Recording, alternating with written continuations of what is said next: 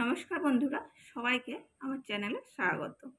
আজ বানাবো বাড়িতেই chicken cutlet, Kolkata style chicken cutlet, যেটি খেতে অত্যন্ত সুস্বাদু হয় আর বাড়িতে খুব কম খরচায় স্বাস্থ্যসম্মতভাবে আমরা তৈরি করে নিতে পারি এই চিকেন কাটলেটগুলি। আর এগুলি বাড়িতে তৈরি, কিন্তু রেস্টুরেন্টের থেকে স্বাদে কিংবা দেখতে কোনো অংশে কম নেই। কতটা মুচমুচে হয়েছে, ভেতরটাও কত সুন্দর স্টিম হয়েছে তা দেখে বুঝতে পারছেন। চলুন তাহলে রেসিপি শুরু করা যাক। চিকেন কাটলেট বানানোর জন্য আমি এখানে কিছুটা বোনলেস চিকেন নিয়েছি। এই চিকেনটাকে আমি কিছুক্ষণ 1 চামচ ভিনেগার দিয়ে ভিজিয়ে রেখেছিলাম। ভিনেগার দিয়ে কিছুক্ষণ ভিজিয়ে রাখলে এর আঁশটা গন্ধটা চলে যাবে। এবারে এরকম ছোট ছোট করে কেটে নেব। আমি এখানে মিক্সারে দেব না, এইভাবে ছুরির সাহায্যে ছোট ছোট কিমা করে কেটে নেব। আপনারা যদি চান তাহলে মিক্সিতে দিয়ে একবারে কিমা করে নিতে পারেন। মিক্সিতে দিয়ে কিমা করলে চিকেন কাটলেটের শেপটা গড়তে খুবই কষ্ট হয়, তাই এইভাবে আমি ছোট ছোট করে কেটে কিমা করে নেব। কয়েক কোয়া রসুন, আদা, কাঁচা লঙ্কা, 1 মুঠো পুদিনা, মাঝারি সাইজের একটি পেঁয়াজ দিয়ে দিলাম। দিয়ে এদিকে চপ করে নেব। এইভাবে চপ করে আদা, রসুন আর পেঁয়াজ, কাঁচা লঙ্কাকে দিলে এর স্বাদই একটু আলাদা হয়। এবারে একটি মিক্সিং বোলের মধ্যে চিকেনটা নিয়ে নিলাম।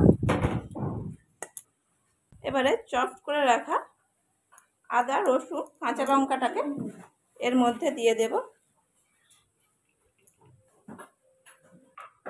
এবারে চিকেনের এই মিশ্রণের মধ্যে দিয়ে দেব স্বাদ মতো লবণ, দিয়ে দিলাম 1/2 চামচ গুঁড়ো লঙ্কা। এখানে আমি 1/2 চামচ ব্যবহার করলাম, এর আগে আমি কাঁচা লঙ্কা ব্যবহার করেছি। আপনারা যদি বেশি ঝাল পছন্দ করেন তাহলে লঙ্কা গুঁড়োর পরিমাণ বাড়িয়ে দিতে পারেন। দিয়ে দিলাম ক্রাশ করা গোলমরিচ গুঁড়ো, দিয়ে দিলাম অর্ধেক পাতিলেবুর রস।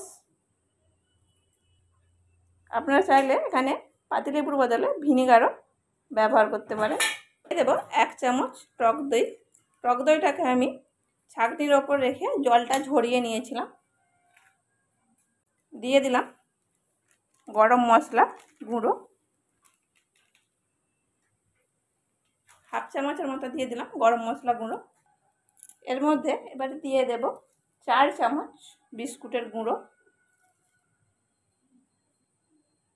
এবারে সব কিছু একসাথে খুব ভালোভাবে মেখে নেব। এখানে যদি প্রয়োজন হয় তাহলে আমি আরও বিস্কুটের গুঁড়ো বা ব্রেড ক্রাম্বস দেব। প্রথমে মাখিয়ে দেখে নেব। এখানে কিছুটা ধনে পাতা কুচি দিয়ে দিলাম, আরও একটু ব্রেড ক্রাম্বস লাগবে।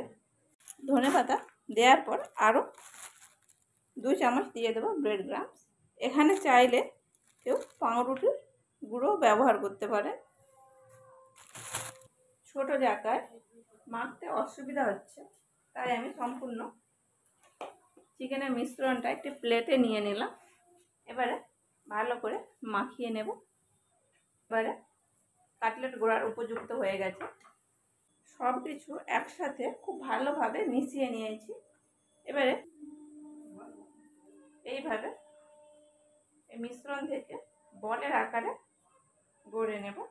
যে পরিমাণ চিকেন নিয়েছিলাম তার থেকে 10টি কাটলেটের জন্য বল রেডি করে নিয়েছি। আপনারা চাইলে সাইজটা এর থেকে বড় কিংবা ছোটও করতে পারেন। এবারে কাটলেটের শেপ দিয়ে নেব।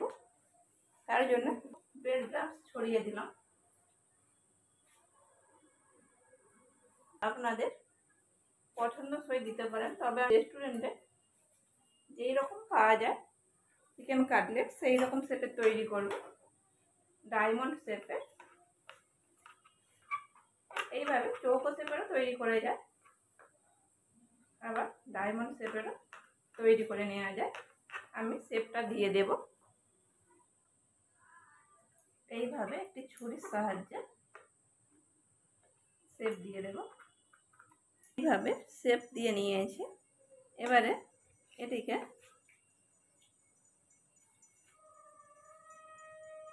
এইভাবে সবগুলি তৈরি করে নেব।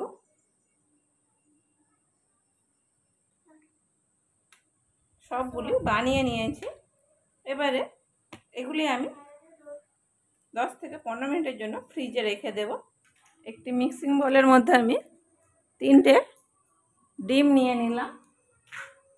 দিয়ে দেব কিছুটা গোলমরিচ গুঁড়ো, লবণ একটু দিয়ে খুব ভালোভাবে ফেটিয়ে নেব। এটা খুব ভালো করে ফেটিয়ে নিয়েছি। ভালো করে ফেটানোর ফলে এটি একটি পাতলা মিশ্রণে পরিণত হয়েছে। এই মিশ্রণটিকে এবারে সাইডে রেখে দেব। 10 মিনিট হয়ে গেছে ফ্রিজ থেকে কাটলেটগুলি বের করে নিয়ে এসেছি। প্লেটে আমি কিছুটা ব্রেড ক্রাম্বস নিয়ে নেব। আগে একটি কাটলেট নিয়ে ব্রেড ক্রাম্বসে ভালো করে এইভাবে ব্রেড ক্রাম্বসে ডুবিয়ে আবারও একবার ডিমের গোলায় ডুবিয়ে কোট করে নেব। এই প্রসেসটা করার সময় দুটি হাতই কাজে লাগাতে হবে। একটি হাত শুকনো থাকবে আর একটি হাত ডিমের গোলায় ভেজানোর ফলে হাতটি ভেজা থাকবে, তাই দুটো হাতই ব্যবহার করতে হবে। এইভাবে সবগুলি ডবল কোট করে আমি তুলে নেব। আবারও একটু দেখিয়ে দিচ্ছি। প্রথমে ডিমের গোলায় ডুবিয়ে নিলাম, তারপরে ব্রেড ক্রাম্বসে কোট করে নিলাম। অল্প একটু ঝেড়ে নেব, ঝেড়ে আবারও ডিমের গোলায় ডুবিয়ে নেব।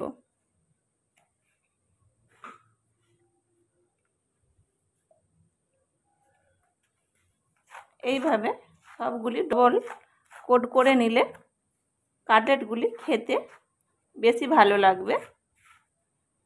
এইভাবে সবগুলি তৈরি করে নেব।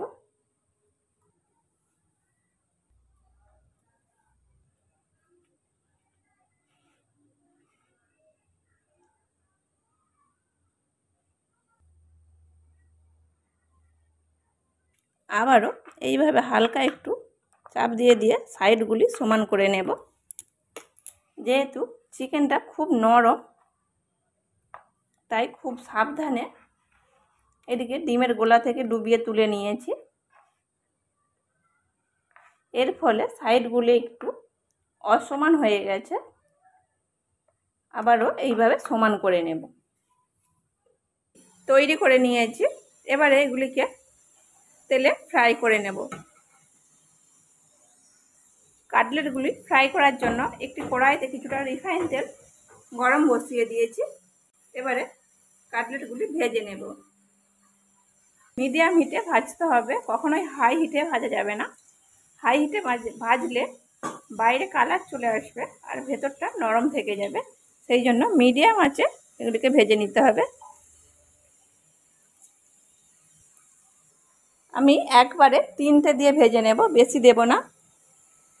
আমি যে পরিমাণ তেল দিয়েছি একবারে 3টি করে ভেজে নেব। এইভাবে লাল লাল করে ভেজে তুলে নিয়েছি। একটি প্লেটে টিস্যুর ওপর এই কাটলেটগুলিকে রেখে দিলাম। এক্সট্রা তেলটা এই টিস্যু টেনে নেবে। কাটলেটগুলি ভেজে তুলে নিয়েছি, বাকি কাটলেটগুলি আমি সংরক্ষণ করব। এবারে একটি প্লেটে সাজিয়ে নেব। কাটলেটগুলি আমি শসা দিয়ে সাজিয়ে নিয়েছি আর দিয়ে দেব কিছুটা কাসুন্দি। কাসুন্দি ছাড়া যে কোনো কাটলেটই যেন জমে না। দেখলেন তো বন্ধুরা, কত সহজে বাড়িতে বানিয়ে নেওয়া যায় এই চিকেন কাটলেটগুলি। কতটা মুচমুচে হয়েছে তা আওয়াজ শুনে বুঝতে পারছেন। এইরকম কাটলেট বাড়িতে অতি সহজেই বানিয়ে নেওয়া যায়।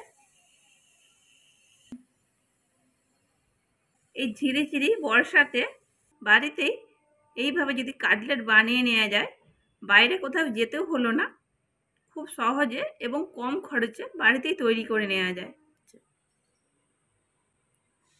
রেসিপিটা ভালো লাগলে লাইক শেয়ার কমেন্ট করবেন এবং সাবস্ক্রাইব করে আমাকে সাপোর্ট করবেন।